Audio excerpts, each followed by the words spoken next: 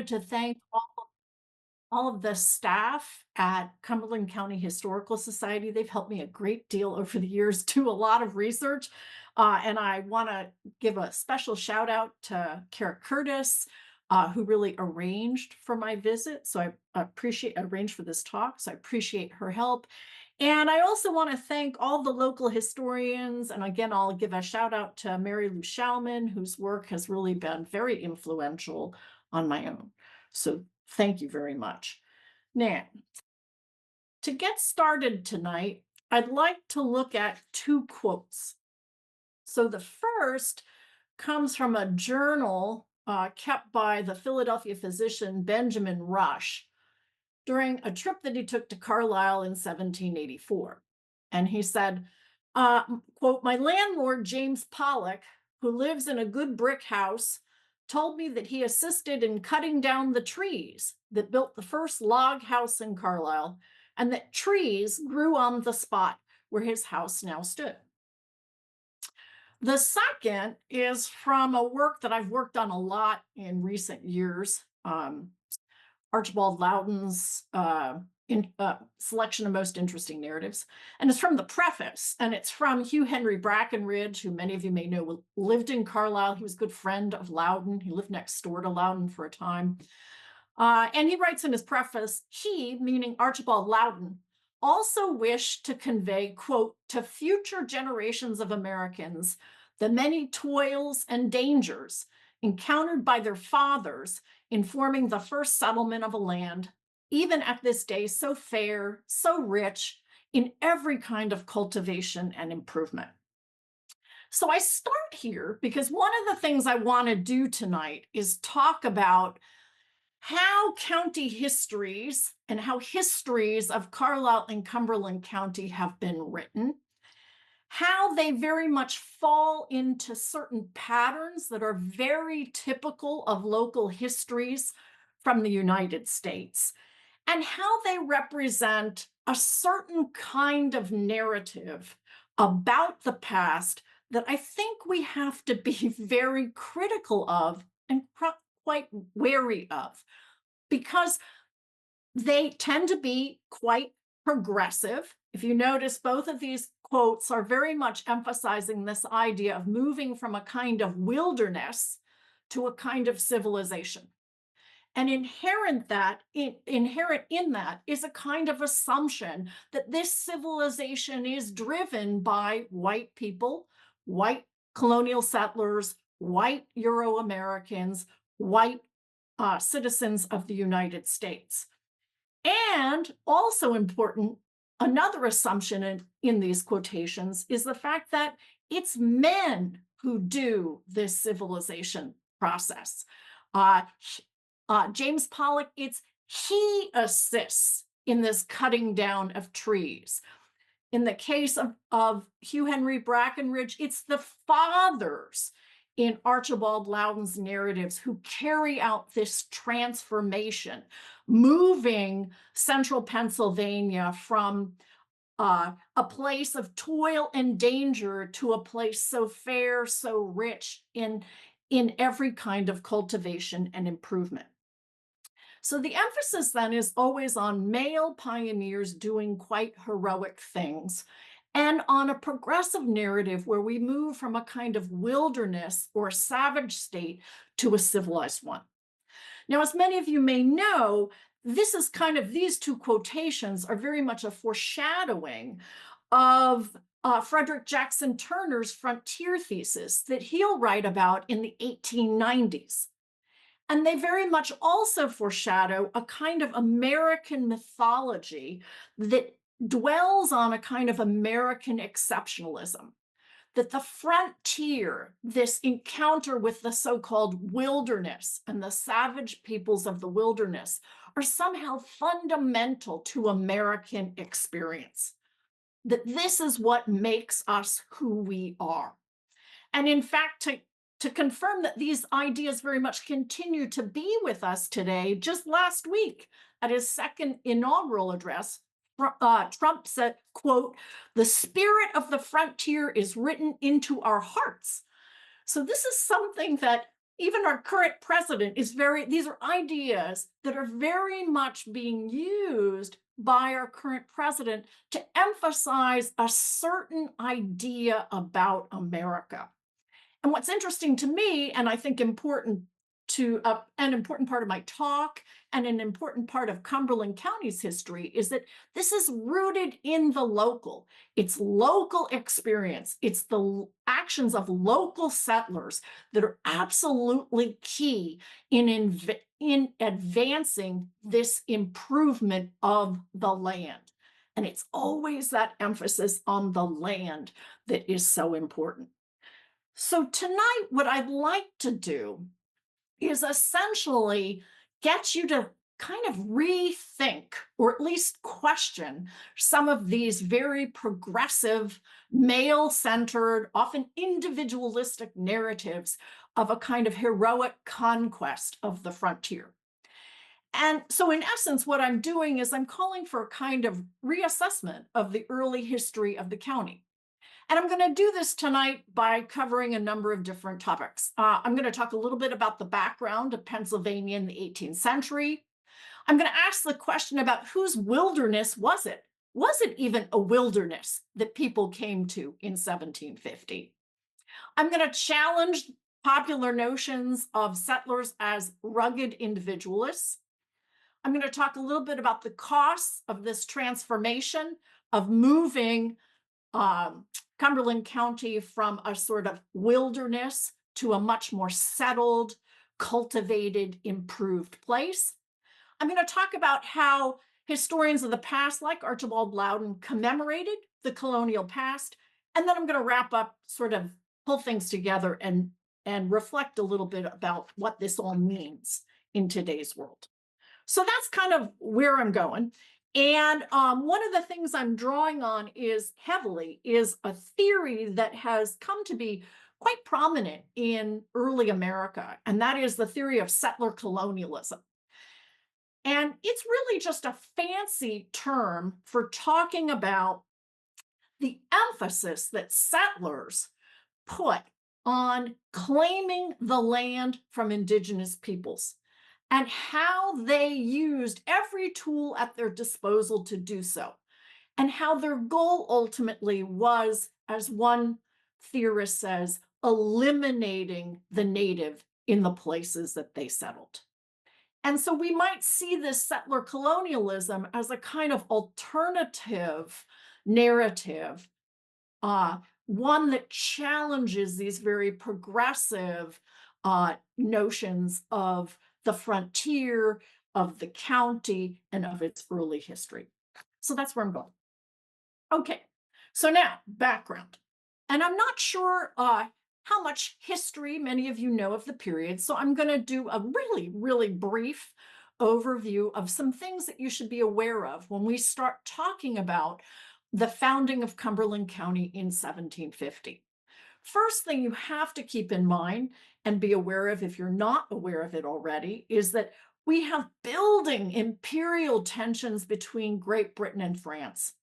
Great Britain and France have been fighting a series of wars going back into the late 17th century, and these wars are spilling over into the North American colonies. As Cumberland County is founded in 1750, we are on the brink of the start of the 7 Years' War in the start of the French and Indian War in 1754, a war that will become a larger global conflict in the 7 Years' War by the mid to late 1750s. So imperial tensions are high, and Cumberland County, which is a huge county when it's founded in 1750, is one of the ground zeros where the early years of this conflict are going to get fought. Then we also have to think about the new leadership of the colony. So this is no longer William Penn's colony, but his son's colony, Thomas Penn's colony. He's the principal proprietor, and he is not a Quaker. He's an Anglican. He's very interested in making his way in politics and social circles within England. He's interested very much in having an English identity as a gentleman, a powerful gentleman in England. And he's very interested in following up on one of his father's goals, which was to use Pennsylvania as a kind of way to earn money off of land speculation and real estate development. So, in many respects, he is a kind of forerunner of modern real estate developers we see today. He wants to settle the Pennsylvania interior, and he wants it done orderly because he wants to be able to sell land and collect rents from people who are settling there. This is, in many respects, about uh, the development of the interior, is in many respects about, again, maximizing his self interest and earning money for him and his family. Connected to that, native diplomacy is shifting in quite dramatic ways at mid century. One of the things that had characterized Pennsylvania from the time of William Penn's founding of the colony had been the so called long peace. Pennsylvania was unique compared to other colonies like Virginia or Maryland in that the proprietor, William Penn, put a great deal of emphasis on purchasing land from native peoples rather than warring with them to obtain land.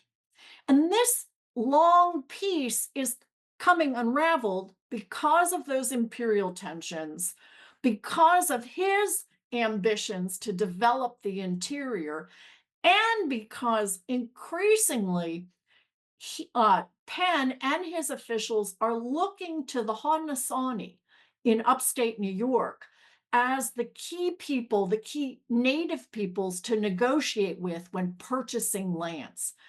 And that has had it's created a lot of tensions in central Pennsylvania because the Shawnees and the Delawares are the principal native peoples living in the region of Cumberland County. And they don't accept Haudenosaunee authority over themselves and their people. And some of you may also know another point of tension in native diplomacy is the 1737 walking purchase. Thomas Penn and his officials showed that they would be willing to swindle native peoples like the Delawares out of land. So, land and the orderly settlement of land by white people is one of the primary goals undermining peaceful diplomacy with native peoples. And then we always have to remember that the demography of the colony is changing dramatically in the 18th century. We're seeing a surge of European immigrants. English, continue to come over. More important are German and Scots-Irish settlers. I've done a lot of work on the Scots-Irish, so I'm going to emphasize them tonight. And we also have to remember that the 18th century represents also the height of the Atlantic slave trade with Africa. So there are also enslaved people coming into the county as well, albeit in small numbers, but they are there. And much like today, this changing demography is causing a lot of tension.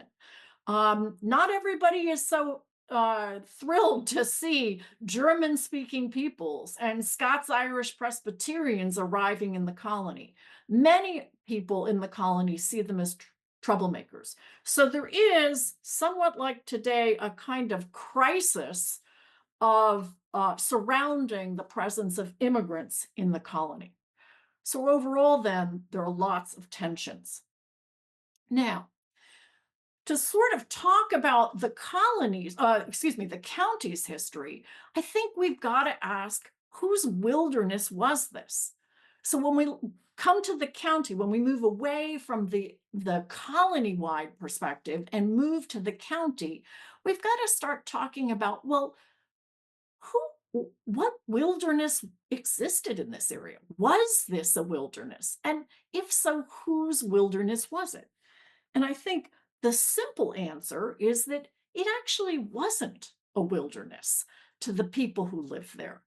There are a variety of native peoples, as many of you may know, who are occupying the Susquehanna, the lower Susquehanna Valley, and parts of Cumberland, what will become Cumberland County, in the late 17th and early 18th century. They include the Susquehannocks, they include the Shawnees and the Delawares. And these native peoples definitely had a presence. They're building villages, they're constructing longhouses like the one on the left. Um, the Cumberland Valley represents a convergence of native trade paths. There's the very important Warriors Path that went down the Susquehanna that linked the Haudenosaunee in New York to native peoples in the South and in the Carolinas.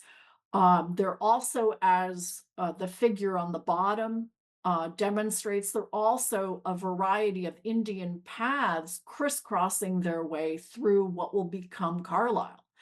So this is an important center of trade and commerce and travel. And the Susquehannocks, the Shawnees and Delawares are at the center of it. To them, this is a settled place. It just doesn't quite look like a settled place to the Europeans who look at it from a distance.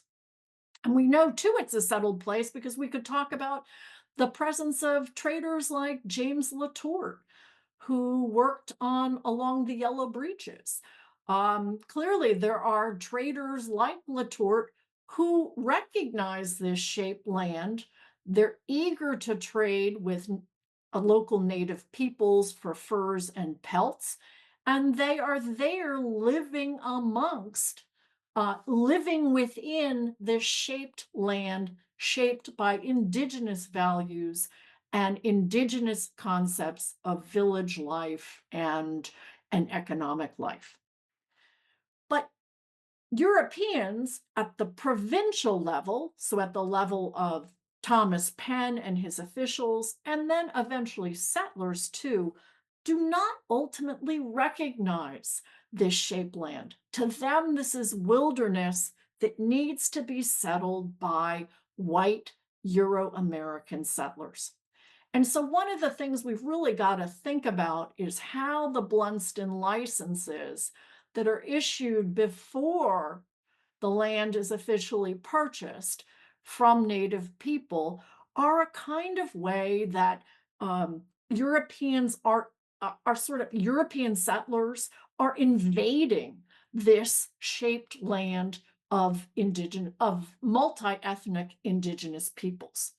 And so, again, we've got to think about how there were people there. To them, this was a settled place. It was not a wilderness. Okay. So then, if we start to talk about who were the settlers who started to appear in the county, as Blunston is coming to survey land and issue licenses. Who are they? And what are their experiences? And what do they tell us about these early settlers that came to the county? Well, one of my themes is, as you'll see in a moment, is that they were not quite the rugged individualists that popular mythology and a lot of the 19th century county histories hold. And I'll walk you through a few examples. One of them is James and Jane McGraw, who are born in County Antrim in the north of Ireland. In the 18th century, Antrim is one of the most settled areas in the north of Ireland. It's a center of the linen trade. It was quite urban at the time, probably more urban than it would be, say, in the 19th century. So it's quite settled. It's very much part of an Atlantic world economy based in the linen trade. When they arrive in 1733 at Middle Spring, uh, James's letters suggest that they were pretty shocked at what they found. They joined a group of other Scots-Irish settlers, most of them all Presbyterians, who had come there several years before, about 3 years before. And they had been encouraged, as some of you may know, by Provincial Secretary James Logan, who was himself Irish, but a Quaker, who saw the Scots-Irish, Protestant Irish as being these fierce Indian fighters or potential Indian fighters who could um, who could offer a kind of buffer zone to the west. But McGraw, though, looks for reassurance. He sees the 18 cabins his fellow settlers have built in 3 years. He sees forests of timber and well-watered land. And he writes, I think we will like this part of the country when we get our cabin built. So he wants to definitely claim that land. But in a hint of things to come, he's also wary and defensive. He remarks in a letter to his brother, a good ween or group of Indians nearby intend to give us a good deal of trouble and may do us a great deal of harm. In response, he seeks to arm himself in response, suggesting that there's going to be conflict in the future because he already sees Native people as a kind of potential enemy he's going to have to fight. Then, to get another example, we could talk about James and Christiana Loudon, who were the parents of Archibald Loudon, who come to Sherman's Valley in 1754. They were Scottish lowlanders. They migrate with extended kin, arriving at Baltimore. Archibald, their son, is born at sea. So they are not really rugged individualists because, like the McGraws, they migrate with others and ultimately they settle in the midst of others. They're not out there all alone on the frontier. Interestingly enough, though, as Archibald later writes, his father, after um, settling initially in Baltimore for a short time, his father ventured into what at that time was called the backwoods and purchased 700 acres, pretty astonishing amount of land, with only a silk and cotton jacket. And I've always found the silk and cotton jacket reference quite interesting because it harkens back to exchanges between native peoples and Europeans going back to the time of Columbus, when Columbus talked about exchanging what he saw as trinkets with native peoples for very valuable commodities.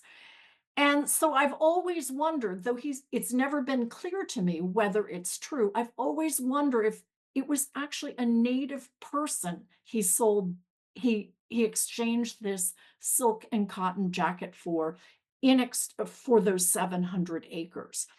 And this would make some sense because this area had just been brought into the colony with the Albany Congress of 1754. And so there were very probably quite a number of Native peoples still living up in what's now Perry County that James Loudon could make a deal with and get all that land.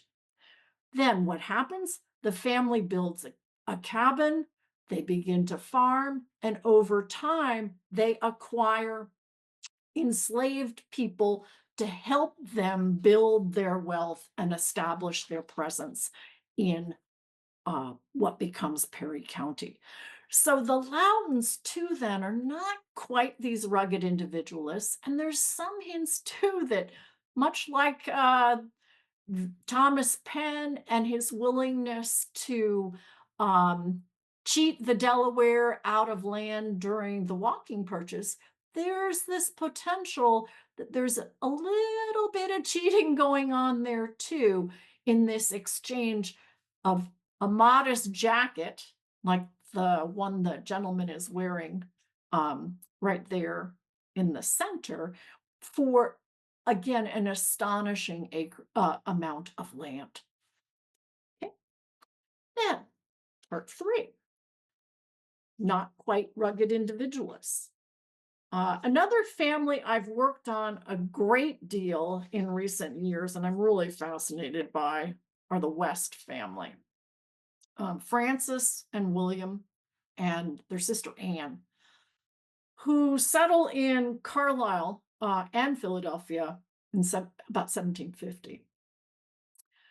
The three siblings again migrate together. So they do not come alone, they come as a kin group. They are also from the north of Ireland, but they're from County Sligo. They are probably, all indications suggest they're from probably an Anglo Irish background. They are Anglicans. I mean, as some of you may know, Francis West becomes quite active in the Episcopal Church in Carlisle. So all indications are they're probably from an Anglo-Irish family. They're probably from a pretty privileged family. Although I will admit, I've had some trouble finding out a whole lot about the Irish side of their experience. And to me, much like my other examples, their lives really help to show us the importance of family and how urban life also coincided with the pursuit of land and with ultimately the dispossession of natives from their lands. Francis, whose birth date I'm not so sure on, but he dies in 1784, becomes, as many of you may know, a first settler of Carlisle. He becomes a dry goods merchant, a fur trader, a land speculator, a justice of the peace, and eventually ends up as a mill owner, living primarily outside of Carlisle in rural Cumberland County. By his death, he owns 8 enslaved individuals, including a 50-year-old man with a very telling name of Sligo, so named for the place that they came from in Ireland. And clearly, these enslaved individuals are probably helping him sow his crops, run the stills that he owns, and probably also run the saw and grist mills that he owns. They are contributing to his wealth. So again, he's not doing this alone. He's also acting very much in concert with his brother William, who stays in Philadelphia and establishes himself as ultimately a very prominent and quite wealthy dry goods merchant, land speculator, politician at the colony level, and eventually he and his, I think it's a nephew, get quite involved in the West Indies trade. So they're probably doing some trading of enslaved people as well. He too is also an enslaver. And William ends up, as some of you may know, um, occupying a pretty impressive colonial mansion called Hope Lodge that's in White Marsh, Pennsylvania. Um, he becomes a quite prominent patriot, but dies unexpectedly right towards the end of the war. The two brothers act very much in concert. William and Francis is clearly doing a lot of business for William in the back country. William makes the connections across the way to Europe. He's got connections, as that advertisement shows, from London and Liverpool. He also has trade with Dublin and other ports in Ireland as well. So he's often looking across the Atlantic Ocean to engage in trade in goods and things like, as you see, bear skins, um, with European consumers and merchants. But William always has an eye on the West. And he and his brother Francis are busy gobbling up land as fast as they can find it. So they are using, William in particular, Francis as well, they are using their political positions, their prominence within Cumberland County and Philadelphia, their connections to other traders in the region to make themselves very, very wealthy. And again, so this is this collective family effort to build wealth claim land, and ultimately, use other people's labors to help them in that process. The person we don't often hear a lot about is Anne, their sister. And one of the things I've been working on a lot lately, I just wrote a short chapter about Irish women and family and labor in the 18th century for an edited volume. And Anne was one of the people I talked about. She comes over, she ends up in Carlisle with her brother Francis. It's pretty clear, or at least it looks like she is married off to Hermanus Ulrichs, another more prominent merchant in town. And what's interesting here is that they are essentially they're marrying outside of their ethnic and their religious group. And my argument has been that this is all about advancing the family's interests. Women are doing their duty by marrying well in ways that advance the family's, particularly her brother's, business interests. When Ulrichs dies, and she has 5 children with him, and she's left as a widow at about, I believe it's age 39. She is then very quickly, I'd suggest, probably married off to another Indian trader, fur trader, Alexander Lowry of Lancaster. Now, he's a Scots-Irish Presbyterian. So there was an Irish bond there, though they were not necessarily from the same religious background. And Lowry, too, would have been very important in advancing the family's business interests. So, one of the things that I would also suggest is that those county histories, like those written of Cumberland, often forget the critical role that women played in claiming land and advancing their family's interests. It was not men alone who engaged in this process. To, to kind of play on that point a little bit more, we could talk about James and Martha McCullough, who migrate from Belfast in the north of Ireland in 1747 and end up settling in the region of Chambersburg. So this is shortly before the formation of Cumberland County. James brings skills as a weaver. His main interest, though, is becoming a farmer. And he has other family in the region to help him get established. But what's really significant to me about their experience is the role that his wife, his children, his extended family, and probably hired girls played in spinning the linen and woolen thread he would need to weave the cloth and sell the cloth that he was weaving. And in many respects, and I brought in the Hinks illustration because this is a kind of continuation of Irish experience where families in the north of Ireland worked cooperatively to produce linen cloth for market. And it started with men and women often working in the fields to sew flax, but it depended heavily on women in the family spinning that flax into thread that could be woven by typically men who were skilled as weavers. And the Hinks illustration is nice. It's highly idealized, to be sure, but it also gives you a sense of how the routine domestic duties, childcare combined with industrious work by women to produce family success. And so for families like the McCulloughs, where the husband practices a skilled occupation, one of the advantages that they have in claiming land and settling in Cumberland County is that they have these skills. They have ways to make money aside from farming. And critical to those industrious activities was the work of women.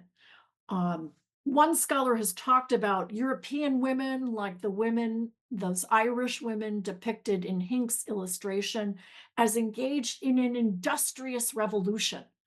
That women's work, women's productive activity was often crucial in, in Pennsylvania, ensuring that families could survive. It was also crucial for many families in Ireland and America in moving them from survival to some degree of prosperity and economic stability.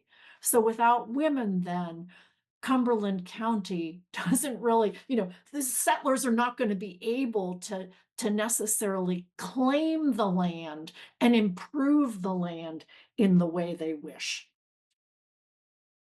Now, so that's sort of the settlers and how they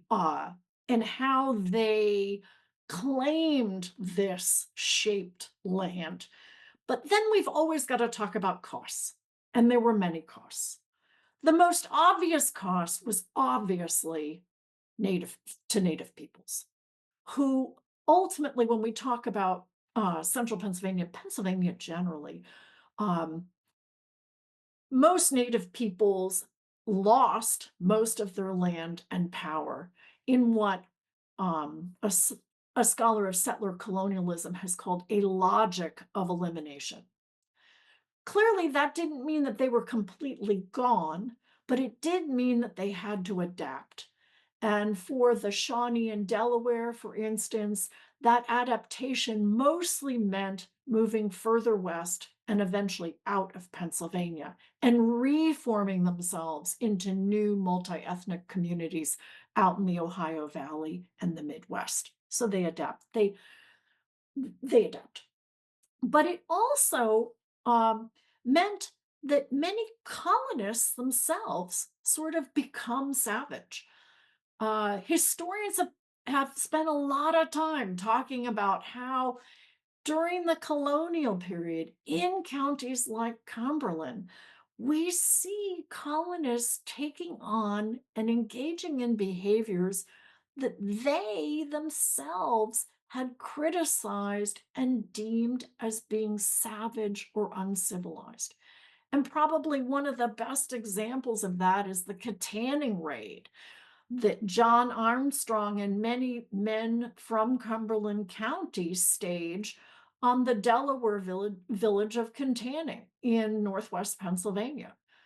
During that raid, which they justified because they said that uh, as a response to the native raids that had been waged on their settlements and the taking of white captives. But during that raid, they kill and scalp in cold blood. They burn down the village and they lay waste to the Delaware's fields. This was supposed to be an elimination. Their target was primarily Captain Jacobs, who they had come to see as a kind of arch enemy of colonists in the region. Armstrong is feted as a hero. I include the commemorative medal that's awarded to him that sort of depicts um, a kind of dramatized scene of the Katanning Raid. But historians, including myself, have said, well, maybe this wasn't so heroic. They engaged in these white militiamen engaged in scalping during this raid.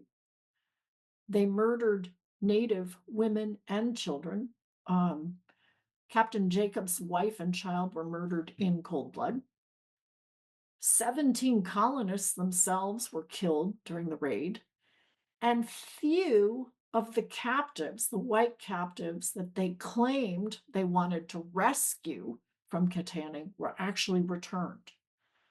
So, in many respects, this conquest that was commemorated with that medal was a failure.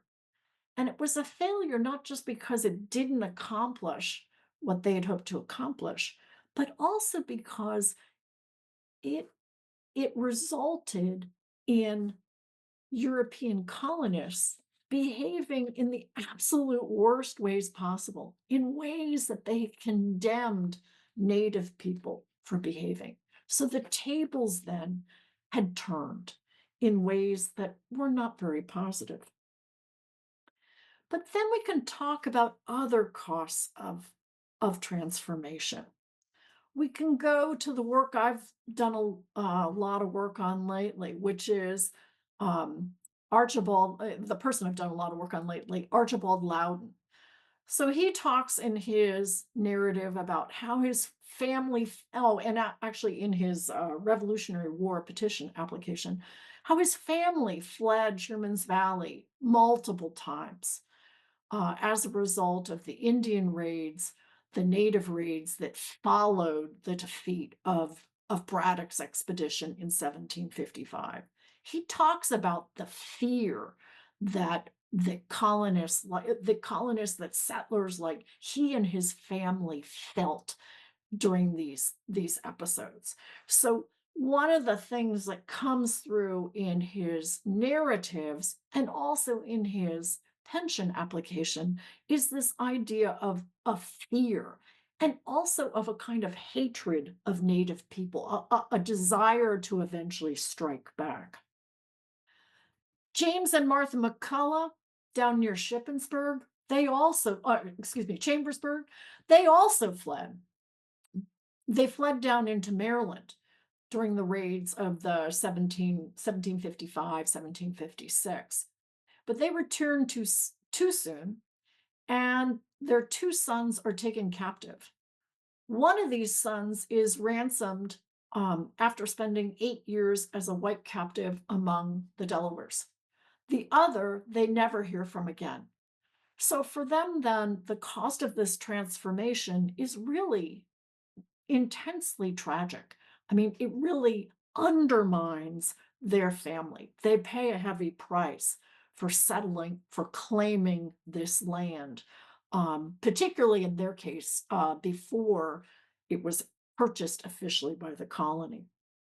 And then we can talk about the woman who is pictured to the right, Mary Jemison, another Scots-Irish settler who is taken captive in one of these raids of the native raids in the 1750s as just a young girl.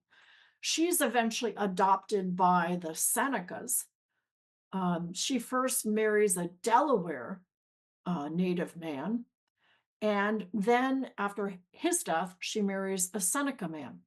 She has two children, and she lives her life as what one scholar has called a white Indian.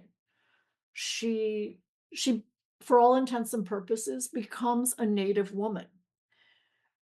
And so in some respects, the person who writes her narrative, who helps her, coaches her writing her narrative, very much sees this as a tragedy, an absolute tragedy. She's alienated from her European community. She does not live with white people. But what's interesting is that as she narrates her own life, she really talks about the choices she made not to be redeemed because her children, her sons, she feared would never be accepted as mixed race people in American society. And she also talks about ultimately the power she gains as she comes to control land within the Seneca community. So for her, the cost of transformation is pretty dramatic in that her life completely changes. But she gets something, we could also argue that she gains something from those transformations. So then if we talk about settling, we talk about the costs, then we've got at least, I got to end by talking a little bit about how these histories have been commemorated. By looking, and I'm just going to look at two local histories, both of them written in the 19th century. So, whereas my narrative is one that's pretty critical, kind of showing, how white settlers often came onto native lands before they were purchased, how they might have made some crooked deals in acquiring those lands, how they use family and kin to sort of build wealth, that's a way of stabilizing their claim on the land, and how there are costs for this process of claiming that some paid with their lives. They suffered tragedies as a result. So, what's interesting though is when we turn to these 19th century histories, we really start to see these heroic pictures coming out. And I would argue that Loudon's narratives is one of the places where you sort of see these heroic histories of the county and of central Pennsylvania emerging. If you notice, his title is Outrages Committed by the Indians in Their Wars with the White People. So he places, even though white settlers might often be seen as the aggressors, he posits a world where it's native aggression that is the problem. It's Indian wars with the white people. He emphasizes in this collection of narrative atrocity stories, the terrible, if you've ever read it, the terrible, absolutely heinous things Native peoples did to white settlers. But he pays less attention to the kinds of heinous things that white settlers did to natives. It's there if you read between the lines, but it's not his primary message. And then emphasizes white persistence, that it's determination, it's this willingness to fight, to stand up, to resist these these Indian wars that translates to him into patriotism. So, in many respects, I would argue this is published, the first volume of this is published in 1808, the second volume is published in 1811, that this is a kind of call to arms on the eve of the War of 1812.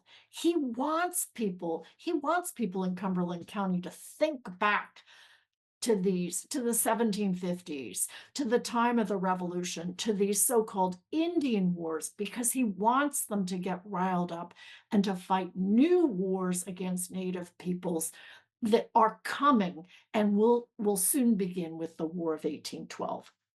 So, in many respects, Loudon kind of fits into something that another scholar has talked about.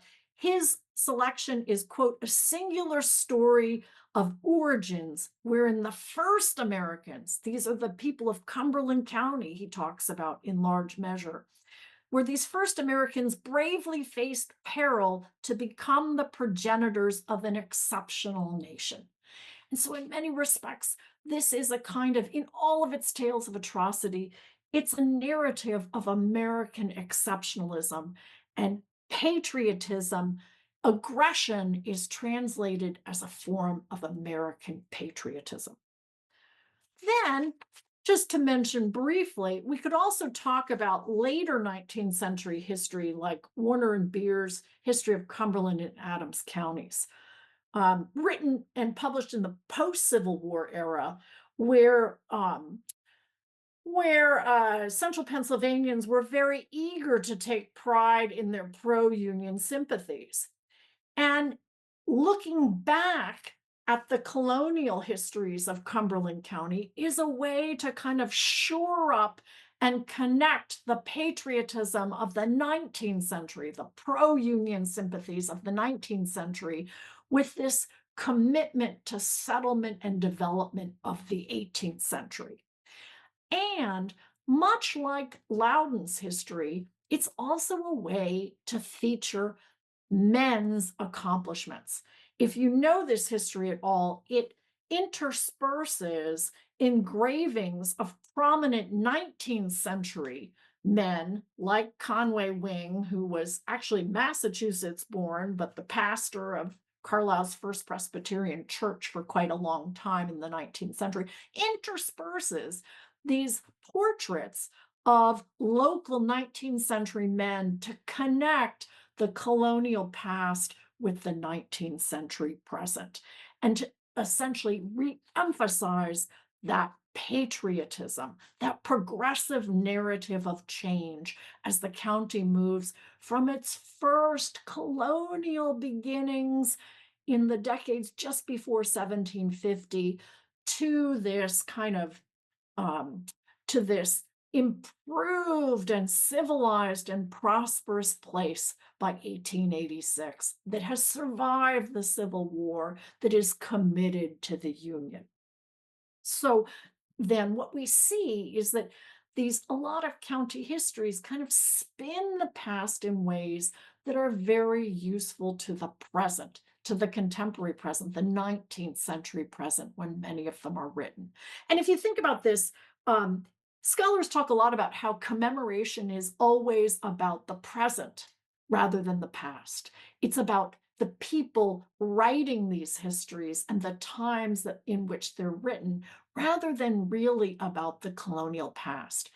And in the case of Loudon, in the case of this 1886 history of Cumberland County, what the writers want people to know is how this past connects to this present, how it advances American exceptionalism, American patriotism, and clearly the histories of great men who did great things in the past and the present.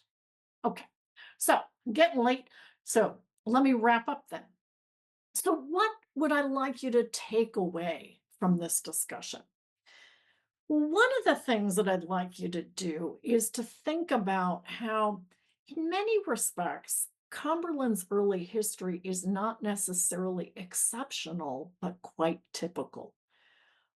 If you've had an occasion to read any local county histories from just about any place in the US that are written, say, in the 19th century, you see these heroic, progressive narratives. And I would again go back to my opening comments and say this is also something that has kind of become part of a national mythology, but it is a mythology. And we've got to think about how it's a mythology and why that, what purpose that mythology is serving.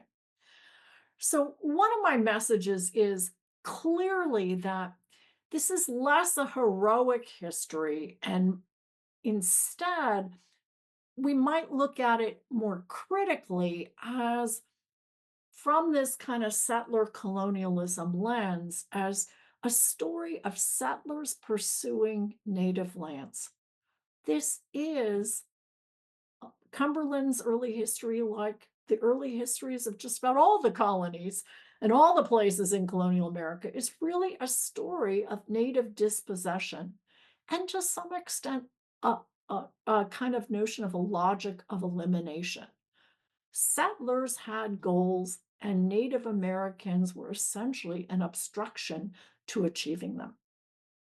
And I think we also have to think about that settlers um, often lionized as pioneers, are not necessarily so extraordinary or heroic, but self interested.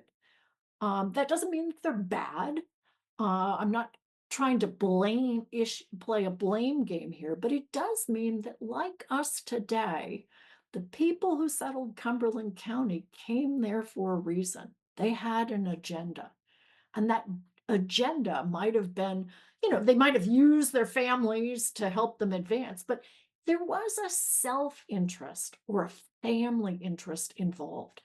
They had made the long journey across the Atlantic, or they had moved from Philadelphia to Cumberland County for a reason, and they didn't want to fail.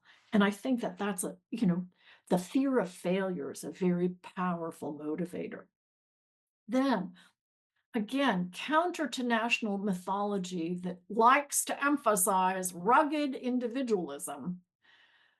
One of the things that I think is true of Cumberland County and elsewhere around, all around the colonies, is that Settlers' self-interests, their success or failure, depended on kin, community, and servants and or enslaved laborers. These were not a lot of men who came over by themselves. They came over in groups. They settled oftentimes um, in the midst of people who they might have known in the old world. They when they had the financial wherewithal to do so, they had few qualms about obtaining indentured servants or buying enslaved laborers, because again, they had an agenda, and that agenda was built about building success from based upon their concept of success, which meant taming that land, changing, transforming that wilderness. And then a last point, um, I don't mean to be, as I said, I don't mean to be overly critical because, of course, revisionism in history has gotten a bad rap. I mean, actually, all history is revisionist in nature. That's the nature of what we do. We look at documents again and again because we see new things in them.